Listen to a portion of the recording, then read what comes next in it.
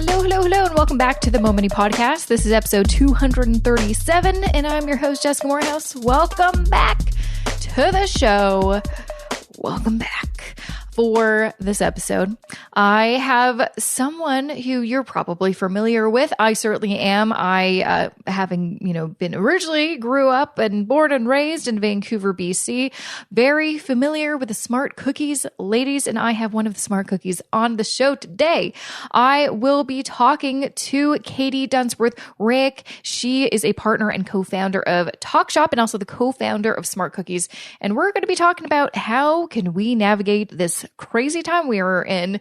How can we also kind of take a look at the past, the last recession, the last market crash, and maybe learn from what happened back then so we can navigate what we're going into the future, even though we don't really know what is going on. No one has a crystal ball, but we can always kind of look at history to give us a sense of what could potentially happen. And Katie's story is very interesting. So she is an entrepreneur. She started at the age of 24 and she was discovered by Oprah and featured on her show after co-founding the money mentoring business, Smart Cookies. And in the heart of the last financial crisis, Katie was among the first to make financial information engaging and relevant to women. And she continues to do so today. And since then, she has had so much success in her career. She has hosted her own W Network series and co-authored the financial bestseller Smart Cookies Guide to Making More Dough and Smart Cookies Guide to Couples and Money. And I've got her on the show today to talk about all things, how the heck do we figure our stuff out right now, because we're all still a little anxious and panicked. So you're going to love this episode. And before I get to that interview with Katie, just want to let you know, in case you don't know, I have recently reduced the prices on both of my online courses because we are in this pandemic and a lot of people are seeking financial relief, but also are seeking some financial guidance and help. Well, I thought it was only right and just made more sense to honestly just make my courses more affordable. And so that's what I've done. I've basically taken $100 off each course, so they are more affordable. You can find more information in the show notes, jessicamorehouse.com/237 or 237. But if you go to my website, jessicamorehouse.com/courses, you'll be able to find out more information about my 6-week Fix Your Finances masterclass and my Investing Foundations for Canadians courses. So if you're looking for you've got some time and you really want to dedicate this time to improving your financial knowledge, getting your stuff together, so to speak, well, I've got 2 courses that should really hit the mark for you. So make sure to check those out. And as I've also mentioned on previous episodes, I'm still currently taking financial counseling clients, and wow, have I been booking quite a few. Thank you so much for the the great support and wanting to work with me. I'm so flattered.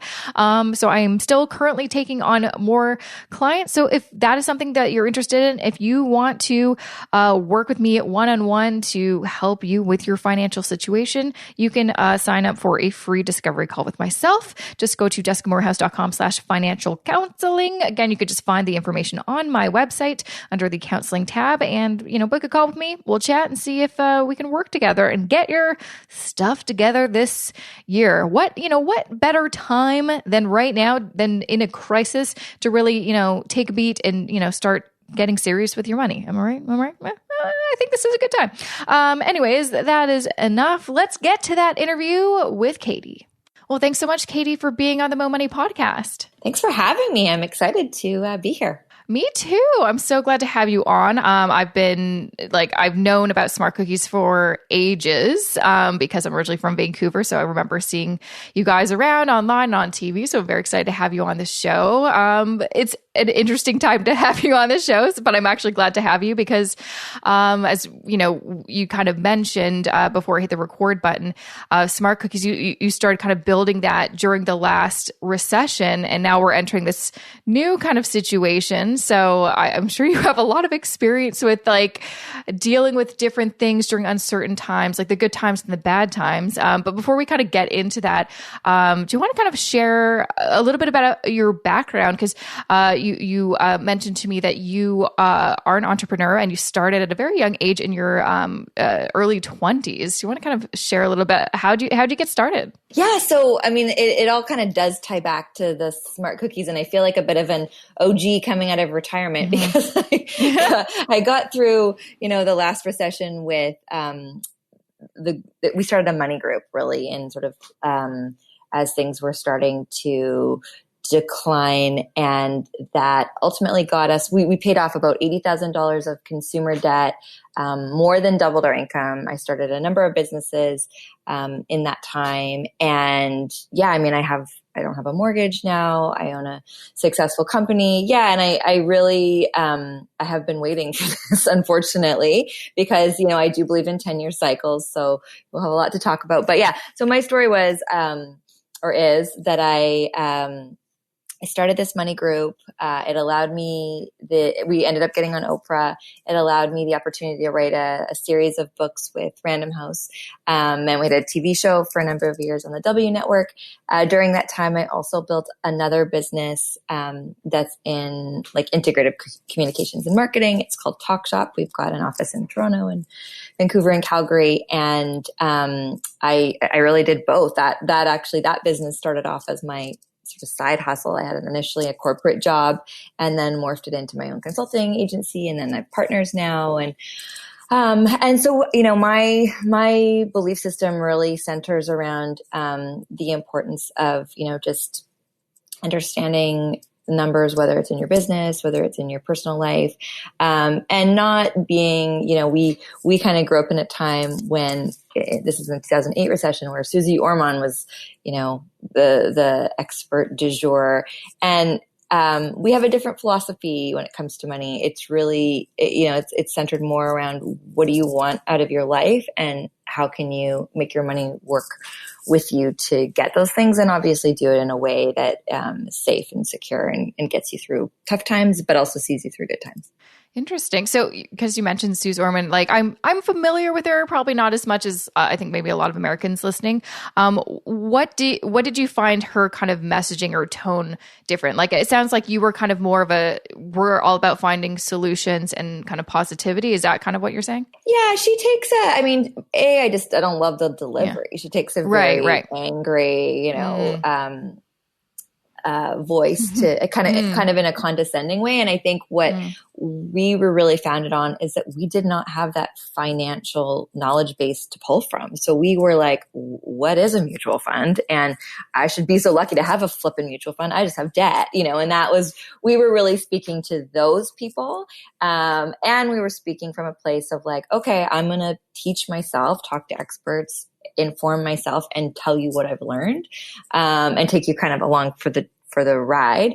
And I'm really proud of where all of us are today. I mean, when we started, we were in our early 20s and had a boatload of debt. And now, we're in our 30s and all of us own homes, businesses, are not in debt, are in good financial places. And so, I think a lot of those lessons I learned obviously through the Money Club, but I learned in the hardest times, which were that last recession. Yeah. And it also just goes to show that, and this is something that, similar, story, I self-taught myself, did not have the background. It just goes to show anyone can learn this stuff. It does take time, obviously, but as you've proven, you didn't know a ton in your 20s, now you're in your 30s, and look at all the financial success you've had because you did really take the time to research and learn this stuff and then apply it. And then, over time you see, oh, wow, this stuff does work if you just do this, this, and this. Now that we are entering these uncertain times, a lot of people are obviously saying we're going to be entering the next recession. And like you, I was kind of expecting this because yes, these things work in kind of 10-year cycles, though I don't think anyone actually expected it to be like so sudden almost. It was kind of like, oh, we're here now. Okay. Yeah. Yeah. Oh, this is all dropping in 3 weeks. Oh, yeah. Yeah. So like, oh, okay. Wow. A lot of people are worried and, a lot of people are losing their jobs. A lot of people are like, oh shoot, I really wish I had that emergency fund. Now I don't. What do I do?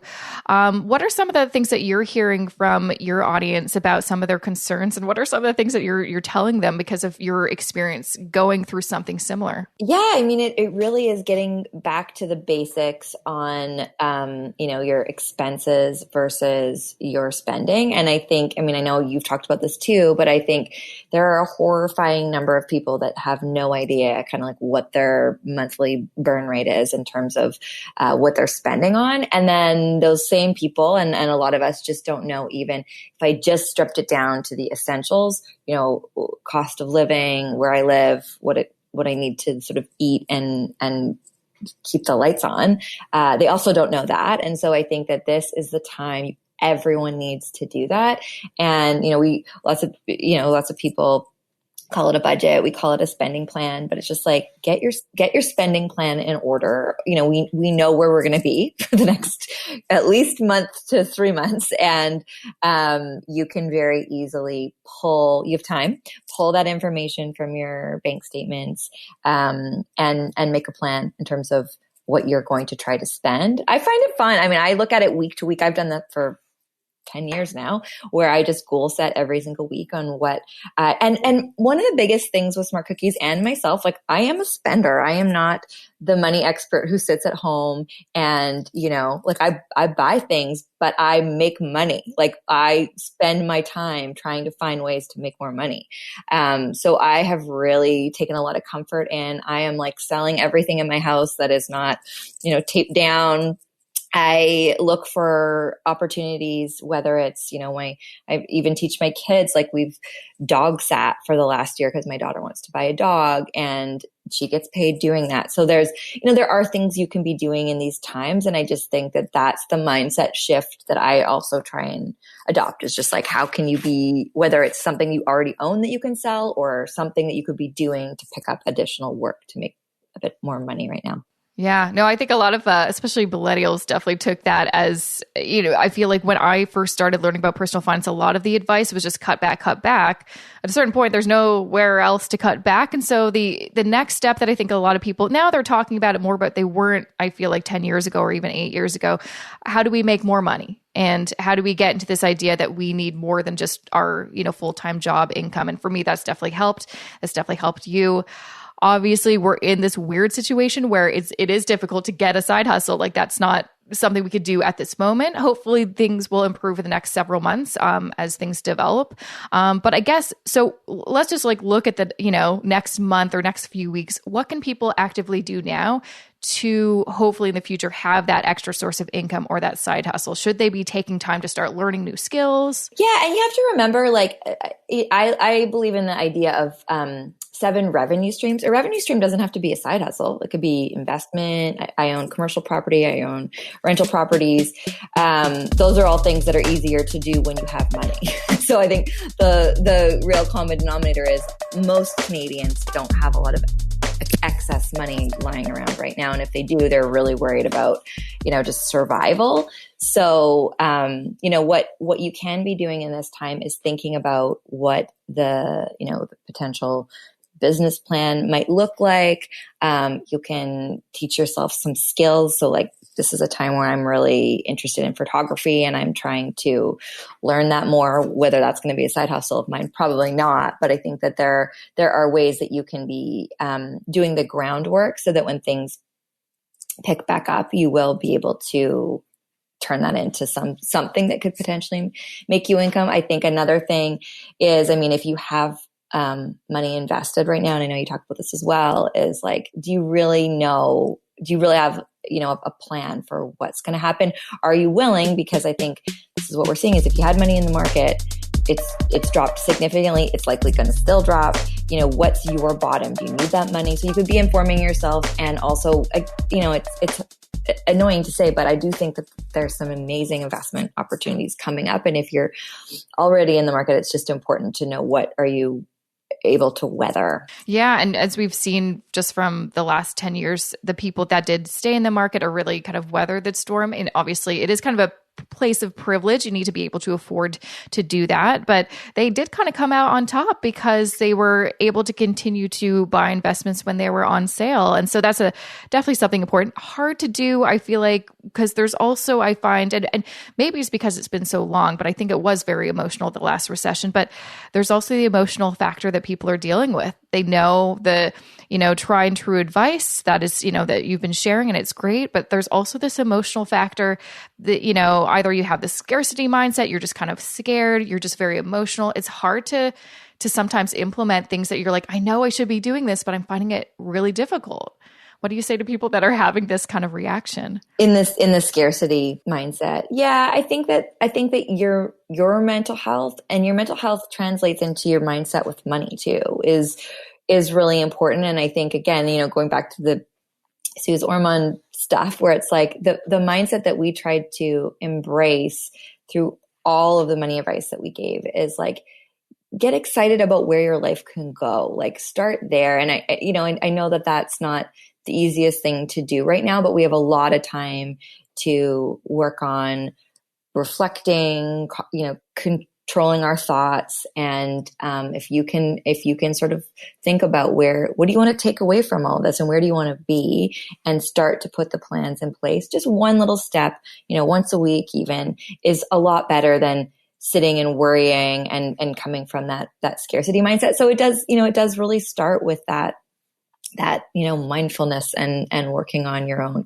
controlling where you allow your mind to go. Yeah, absolutely. And I think what's also helpful is hearing stories of people who've experienced something similar, either like, a market crash or just like a really tough time and came out on the other side. I think hearing those stories over and over will reinforce the idea that, yes, this is temporary. And if you continue to move forward, you will benefit from it in the long run. And we just have to, appreciate a little bit. We've had a great run. We had 10 good years. It's going to be hard, and it's going to be hard. I don't think we're going back to the old normal. I think we're entering a new place where, professional sports are going to look different. How we interact socially is going to look different. And that, I think, is also, very, very scary for people. But I think there's a part of me that's like, let's appreciate what we have. Let's, this is the time where grit kicks in. Like, it's going to get hard, and we need to make ourselves strong and resilient in getting through that. And again, look for all of those silver linings the whole way through. And to your point, pull from the people that got through the last recession, and what did they do, and what are you going to do? And I think that's, for me, that was, I invested, I started a business, I purchased property, and all of those things at the time felt scary and hard and like a stretch. And 10 years later, they were the smartest things I ever did. So that will happen for a lot of people, but it's not going to feel easy. No, nothing ever worth it in the end is ever easy. You mentioned that when you started Smart Cookies, it's kind of started as a money club, which I love the idea of community. I think that's so important, especially now where we're all so isolated at home. We need to figure out ways to create community. Is that something that you would suggest people doing, especially if they find it difficult right now? Oh my goodness, yes. Yeah, I was just Zooming, I did like a Zoom money club with the Smart Cookie Girls last week, and it's back. I think it's one of the best things you can be doing right now, because instead of just carrying all of that worry and anxiety inside, your money group is really, it's sort of like Alcoholics Anonymous for people who, have money concerns or money problems. And it allows you to be honest about what you're feeling, realize you're not alone. There's a bunch of people that surround you, and then that feel the same way. And then you get to work together. And our formula was very much the next right thing and the next right thing, and just keep that one step and the next step and one foot in front of the other. And so that is really what we're talking about now. On smartcookies.com, the Smart Cookies website, we launched just a 5-day, it's called a spending edit. It's sort of, again, going back to that positive thinking, but looking at your money, and something that you can really tangibly do just for 5 days that we'll see some short-term improvement. So yeah, we've all been doing that as well. And gosh, the savings right now, I mean, I don't want to discount that everyone's worried about income, myself included, but I'm certainly saving a lot of money because I'm cooking at home. I'm not doing anything. I've stopped all my, kind of clothing, any purchase that isn't essential is not happening. So I think that there is certainly that too. And that money club is a great forum share that with. Yeah. So if anyone hasn't been part of something like that, it kind of sounds like a money mastermind, or, I've been things not so much about finances, more about like entrepreneurship and stuff, but I love the idea of a money club. It's kind of like a book club, I guess, for money too. How do you, if someone wants to start their own, like, what does that look like? What do you talk about? Yeah, there's some great resources on the Smart Cookie site, but really I would say I would pull together, ours was 5, but I've seen them up to sort of, I think over kind of 10, it gets tricky because one of the biggest things is consistency and accountability. So you really need a group of people that are going to show up and do the work. And, and that's fine. If it drops off, it drops off, and you just get back on the horse, or you just keep going yourself. But I get together a group of like-minded people who share the same, general goals that they want to, improve their financial knowledge. They want to improve their financial position. They want to have some fun. There's usually an education component, and we split it up in a couple of ways. So and this is one of the things, I'm a huge, and I own a business where I employ 40 plus people, and, it's difficult for me to think about them all going around and talking about what they make. But I think it's really important for us not to live in the dark about our financial position. And so we were really forthcoming about, this is what I make. This is what I owe. Here's how much I spend every month. Here's what I spend it on, like a full colonoscopy of your financial position. Lots of people feel uncomfortable with that. I felt relieved because there was no hiding. There's no pretending. Like, I think that's for women in particular, that's one of the things we kind of hide behind, is like, you've built up this facade of whatever. And if you strip it all back and people are realizing, oh, I make $40,000 a year, but I live like I make $200,000 a year, what will happen? And it's like, that's the reality check a lot of us need. And so I do recommend that, but not everybody does it. So really you start with goal setting, some level of disclosure, which I think is important, whether it's how much debt you're in, what you're trying to do, how much you're currently spending, goal setting. So what you want to do. And then we do an education component. So what we would typically do is, break off, what are the things that we want to learn about or think are important to understand right now. I'm constantly looking at the market and kind of trying to figure out what my moves are going to be. So I think it's a really interesting place even to just share. And again, know that none of these people are professionals, but that this is advice and research that you can learn from and inform yourself around. So yeah, so we did that as well, where we would share our learnings on investments and different things. Amazing. And I guess it's also a big component is keeping each other accountable, because I think that's a huge thing, is not just learning this stuff, but having someone be like, hey, did you actually do that thing that you said you're going to do? Yes, it was huge. And really, for the first year, we're in a different place now, but for the first year to 2 years, all we talked about was just getting out of debt and how we were going to spend less and try and make more money. So, that even if those are the things, just the spending less, it's great to have, to your point, somebody who's just how'd that go for you, checking in on you. Yeah, absolutely. And I know, part of, I think the reason you started Smart Cookies and also your company is you specifically wanted to help empower women, which I think is amazing.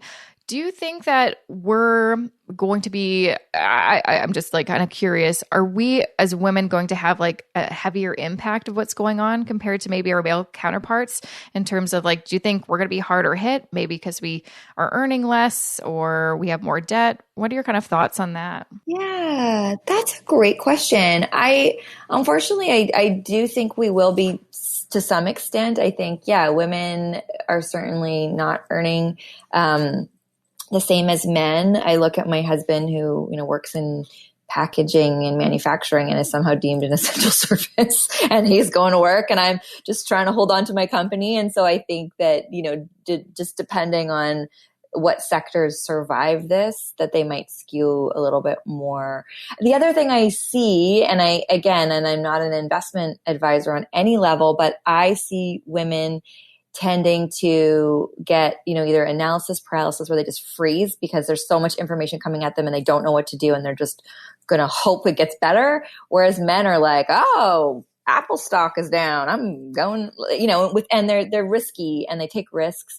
And not that those don't always pay off, but I sometimes think freezing doesn't pay off at all. So keeping moving is something that I think, women, to some extent struggle with. Yeah, no, definitely. Yeah. The analysis paralysis is real. And I feel like women struggle with that when times are good. So in this situation. Yeah, we also don't, it's weird. Like I trust my gut on so many things. It's taken me a really long time.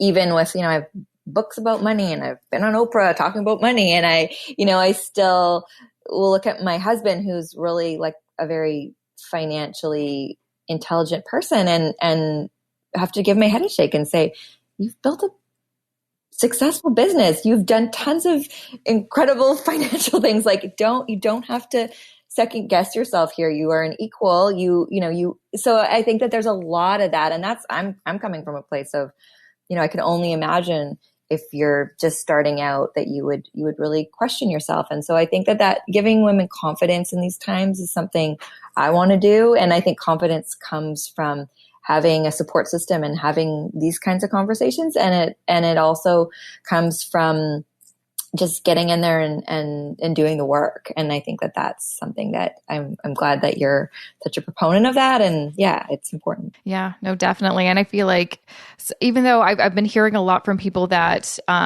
even though they know it's important to really start paying more attention to their finances during this hard time, they feel like they're just being pulled in so many directions. And sometimes this is the last thing that they want to do, which I get. But as someone who also, kind of started my personal finance journey the last recession, I think I was empowered so much more because I came out of that. So I'm like, this is actually the best time to really take advantage of, this extra time you have to, start learning about this and implementing some of the things that we've, talked about. Because if you can kind of do that in the hard times, it will be actually easier in the good times. Yeah. And that's exactly what I think. I think you're such an example of that. There's just like a gritty work ethic that's going to get us through this that, like I said, I employ a lot of people and I don't see it all the time. And I'm like, I think you missed that part. Like I had to do absolutely everything and anything to make money and did. And all through the good times, I still had that mindset. And so I think we've gotten into this very luxurious place of being super, super picky and a little bit entitled. And this is our reality check. And that's okay. We're just going to have to adjust a bit. Yeah. Roll up our sleeves and just deal what the situation has. And yeah, I think that if you can just keep on moving forward, you're going to come out stronger. But then also give yourself a break at the same time because we are in a pandemic. So it's one of those things where it's like, this is a great time to do some of those projects or start learning about things, but also at the end of the day, take care of yourself. Number one, mental health is number one. Completely. And yeah, exactly. Be kind to yourself. You're not going to start your next empire in the pandemic. No one's doing anything. So just make the plans. Again, keep it moving. Educate yourself, take care of your mind, and get excited about what the next version of the new normal for you is going to look like. I think that's when I go back to that place of how it's going to be. And we've made huge, like, tectonic shifts in what we were planning to do financially and what we're now going to do financially. And I needed a little time to grieve that because things were good and I was going to spend that money and it's changed. And so it's okay. But now I'm excited about, I just get excited about what that will look like. Yeah, absolutely. Well, it was so great chatting with you. I feel better about what's going on. So I'm sure other listeners will feel the same way. Where can people find more information about you and some of the resources that you mentioned? Yeah. So if you're interested in the Money Club, anything to do with kind of getting your money in order, smartcookies.com is a great resource. If you want to learn more about me or my business or my company, it's Talk Shop Media. And we have a group of really, again, smart, engaging folks who we really embrace, strategies that businesses can implement right now that work for their business finances, and it's changing. And so we've been early early in that. And then, you can just follow me on Instagram. It's Katie Dunsworth-Reiach. Perfect. Awesome. Well, thanks so much for taking the time to chat with me. I really appreciate it. Thanks so much. And that was episode 237 with Katie Dunsworth-Reiach. You can find her at talkshopmedia.com or smartcookies.com. And of course, make sure to follow her on Twitter and Instagram. You can find her at Katie, for Twitter, Katie_Dunsworth. And on Instagram is at Katie Dunsworth-Reiach. You can find all that information in the show notes, jessicamorehouse.com/237. And of course, as she mentioned in the interview, you can also take her Smart Cookies free 5-day spending edit challenge. If you're looking for a little bit of a personal challenge, just to give yourself some focus, might as well just do that. You can find the information at smartcookies.com. And of course, you can also grab copies of her books, of course, via Amazon or any kind of bookseller.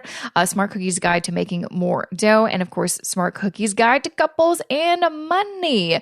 So much great stuff out there. So, how are we doing? Are we doing okay?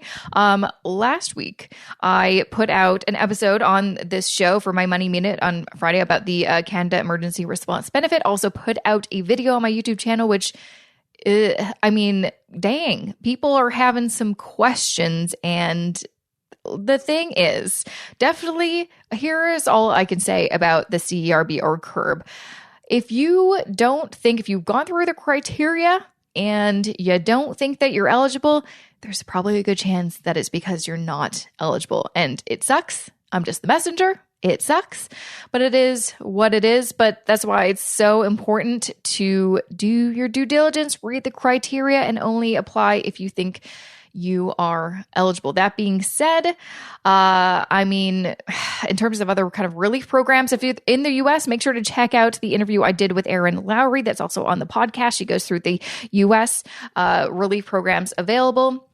I'm hopeful as a Canadian that there will be more kind of financial relief programs coming out soon for people that aren't eligible for CERB, because there's so many people that are not completely unemployed, but just, all of their hours have been cut, but they're still working a little bit, or self-employed people that are still earning a little bit. So we'll have to see what happens. So my only kind of tip for that is just to pay attention to what's going on in the news. That's what I've been trying to do every single day. And it seems like every single day there's something new. So it's one of those times you got to kind of keep in the loop a little bit about what's happening. Of course, I'm going to continue to make more episodes when something significant happens that I want to break down and make it more, just palatable or just digestible. Because sometimes that CRA website is not great.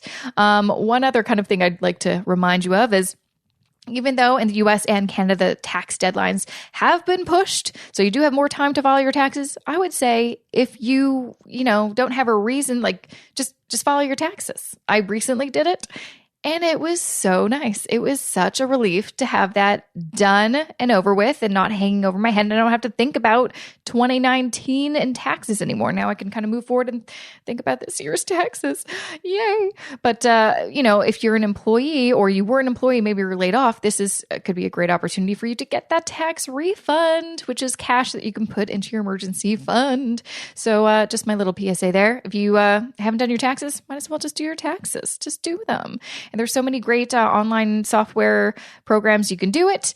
I'm not going to mention any now because there's no sponsor for this episode, so I'm not giving anyone any special airtime, but just my little 2 cents on that. Lastly, a couple things, actually. Number one, if you aren't aware, I have a free resource library on my website, jessicamorehouse.com/resources, where you can download a ton of free guides, spreadsheets. There's a couple past webinars I've done on there.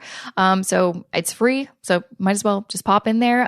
Again, if you want to stay in the loop of everything that I've got going on, I highly recommend you get into my email list, jessicamorehouse.com/subscribe. I also have a free Facebook group, community if you want to join us to talk about money. All things money. And this is also kind of a great way to stay in the loop of what's happening in the US or Canada in terms of announcements, relief programs, and all that kind of stuff. It's called the Money Life Balance Community. You can find it at jessicamorehouse.com/Facebook group, or go to facebook.com/group/moneylifebalance, whatever you find quicker. Again, there's a link on my website, so you can find that easily.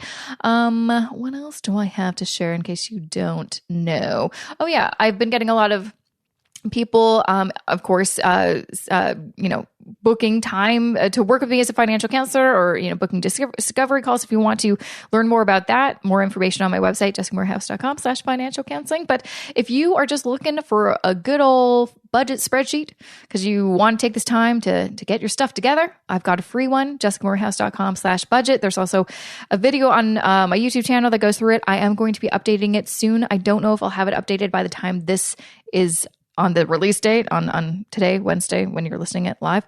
But I'm hopeful that it will be out in a few days, if not next week. There's just, surprisingly, I've been busy.